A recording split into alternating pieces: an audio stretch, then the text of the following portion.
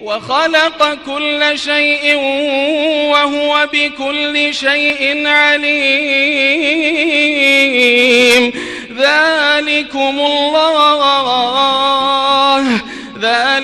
الله ربكم لا إله إلا هو خالق كل شيء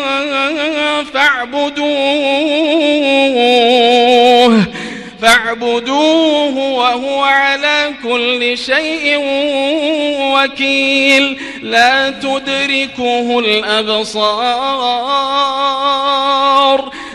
تدركه الأبصار وهو يدرك الأبصار وهو اللطيف الخبير.